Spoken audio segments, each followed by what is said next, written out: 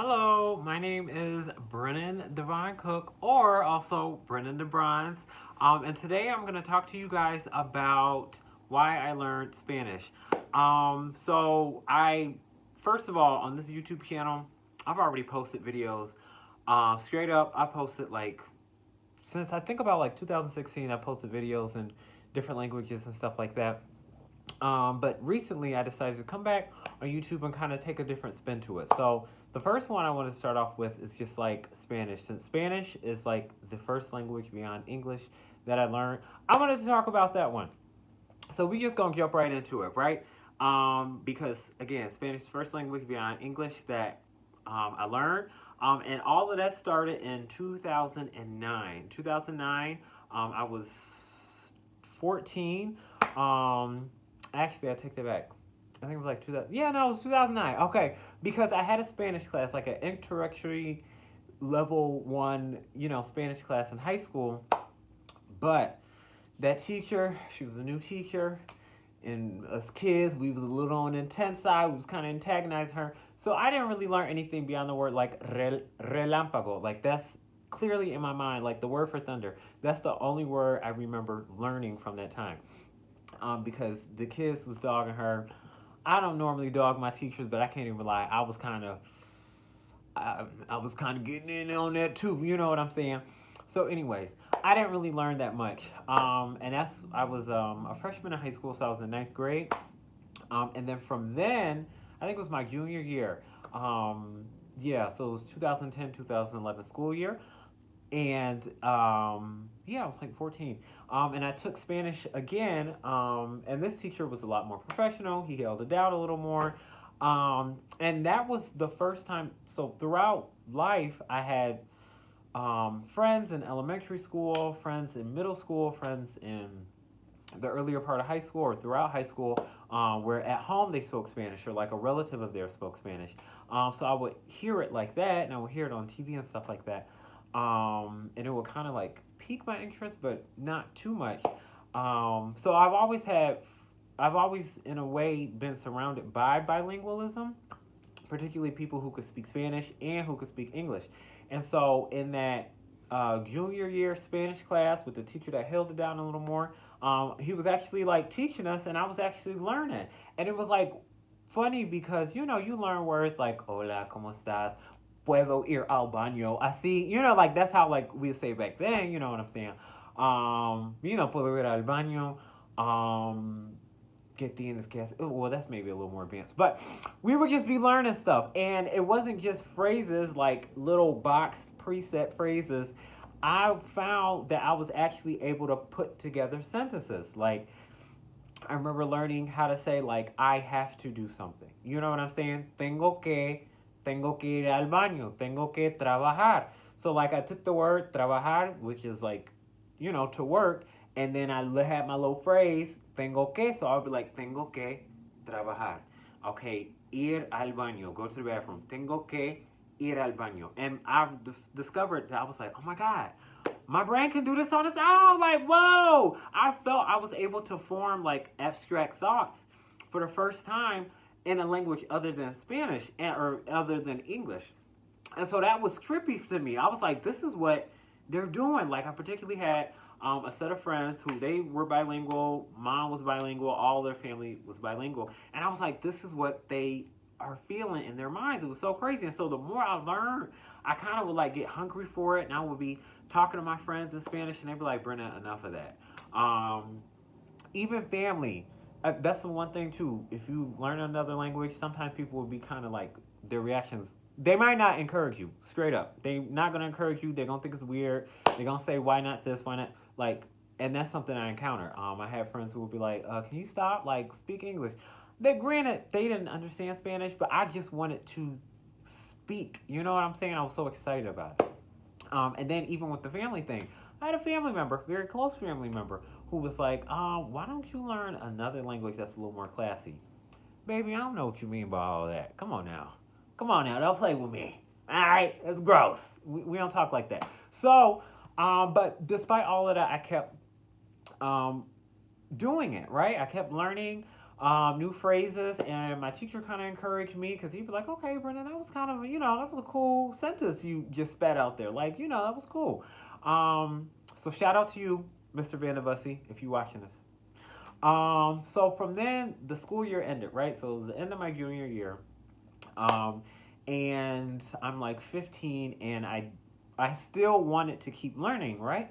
So from then started watching stuff on like cable. So they had a channel aquí tiene, like HTN.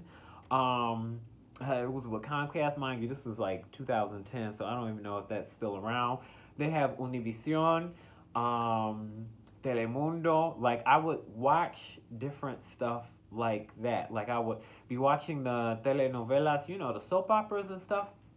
And at the time, I could say comfortably I understood maybe 30 to 40% straight up. I did not really understand that much of what was going on.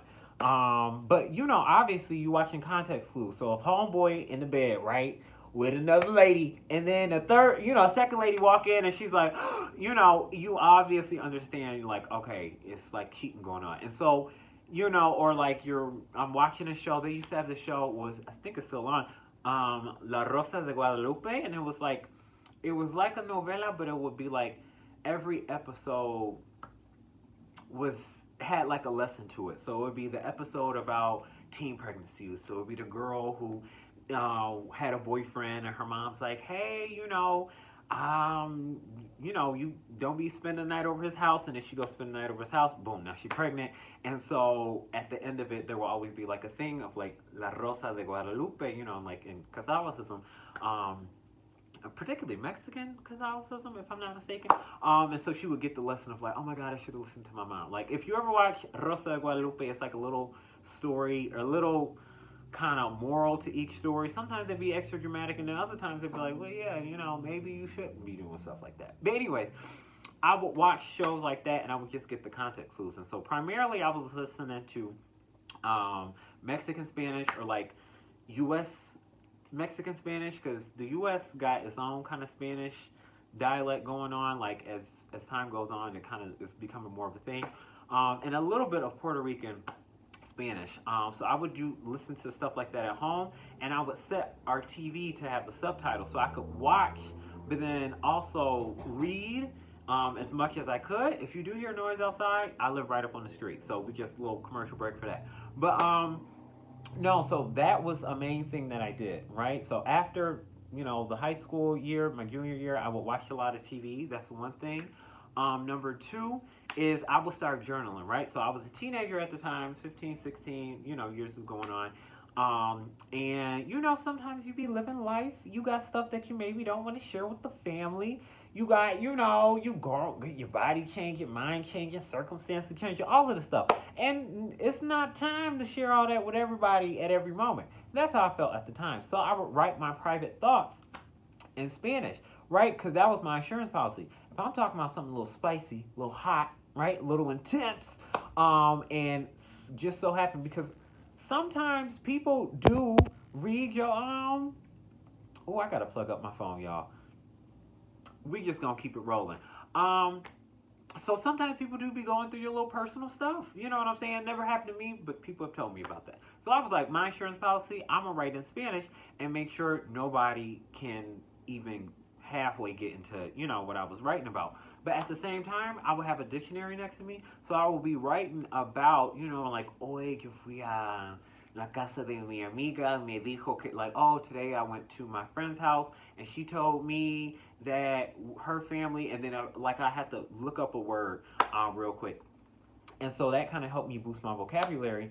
And then also I was connecting people at the time. I had was moving around a lot, and so I was in a new high school, and I was trying to, link up with the kids who spoke Spanish, particularly one girl, shout out Cynthia. She was Puerto Rican, and we would just walk around the neighborhood speaking Spanish, and she'd be like, that where you sit there, you gotta, you kind of, you sounding like you're trying to speak French right there. That's French. We speak in Spanish. Like, she would get me together. So that was just my main thing. And honestly, I ended up going to college for well, I learned a couple different languages and African American studies and all of that. But primarily, none, like I never got a degree, I never got like a fixed certification in Spanish, but that's the one that's been with me the most. Because again, I was integrating into my life. I was watching TV. You know what I'm saying? We all love, like at the time there wasn't really Netflix and stuff like that for real. If it was around, I didn't know about it. And YouTube was for music and then viral videos. So at the time, I didn't do those things, but over time, as time went on, I with the novelas and writing in my journal and talking to people I knew, I would follow funny social media posts. I would follow meme pages in Spanish. As YouTube and Netflix and Hulu, juiced up a little more, I would watch content on there. Um, and then music too. Like, you know what I'm saying? They got twerk music, and that's my thing, right? That's my jam, right? All right, so they got twerk music, they got inspirational music, Christian music, rock music, whatever flavor of music that you like or don't like. In English, because we speak in English, right? They got that in Spanish too, right? And it's just like it has its own like toque, sabor, like its own like touch and flavor to it. Because obviously it's in a different language and it's probably coming from a different environment. So that would be another thing I will add to that list too. So I'm just gonna close this video out. Overall, this was a video on on how I learned Spanish. The next video I'll do is on why I learned Spanish, which is going to be a little bit different. And then I'll start going into kind of like putting some more content out there in Spanish. So we're just going to see how this goes, video at a time. So if you made it this far, thank you so much for watching. I'm gonna do my YouTuber spiel, right? Like, subscribe. What is it? Like, comment, subscribe, share, post notifications. You don't gotta do all that, or you can't. It don't make me no difference. All right. Thank you so much, and I'll see you on the next video. Bye.